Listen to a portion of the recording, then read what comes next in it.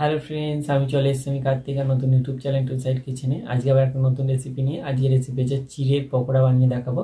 তো সেটা বানাতে কি কি উপকরণ লাগে আসুন দেখাই। তার আগে একটা কথা বলে দিই, আমার চ্যানেলে যেসব ভিডিও ছাড়া আছে আপনাদের যদি ভালো লেগে থাকে অবশ্যই লাইক কমেন্ট শেয়ার করবেন ও বেশি বেশি করে শেয়ার করবেন। আপনি যদি আমার চ্যানেলে নতুন হয়ে থাকেন প্লিজ সাবস্ক্রাইব করে দেবেন আর নিচে বেল নোটিফিকেশনটা অল করে দেবেন যাতে আমার ভিডিও আপনাদের কাছে আগে পৌঁছে যায়।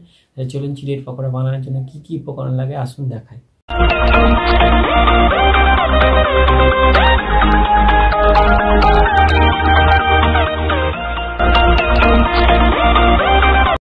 চিড়ের পকোড়া বানানোর জন্য কি কি উপকরণ লাগে তাহলে চলুন দেখিয়ে দিই।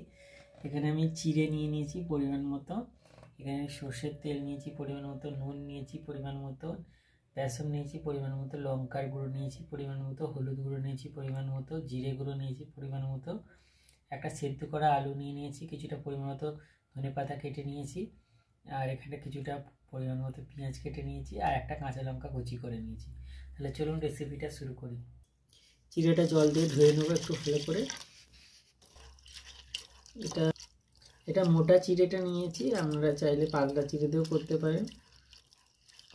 সেদ্ধ করা আলুটা দিয়ে দেবো, পরিমাণ মতো নুন দিয়ে দেবো।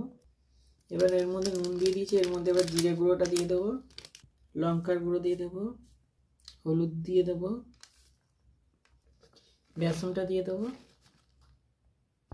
পেঁয়াজ কুচি দিয়ে দেবো, কাঁচা লঙ্কা কুচি দিয়ে দেবো, ধনে পাতা কুচি দিয়ে দেবো। সব উপকরণ দিয়ে দিয়েছি, ভালো করে মেখে নেবো। ভালো করে মেখে নিয়েছি, এবার ভেজে নেবো। গ্যাসটা জেলে কড়াটা বসিয়ে দিয়েছি, কড়াটা গরম হয়ে গেছে, কড়াই তেল দিয়ে দেবো। হয়ে গেছে, আমি একটু গোল করে একটু চেপটে দিয়ে তেলে ভেজে নেবো একটা করে। উল্টে পাল্টে ভালো করে ভেজে নেবো।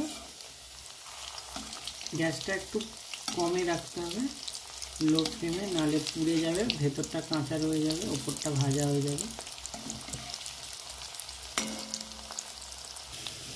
এটা ভাজা হয়ে গেছে, এবার তুলে নেব। এইভাবে সবগুলো ভেজে নেব। দেখুন আমার চিড়ের পকোড়া রেসিপিটা রেডি হয়ে গেছে।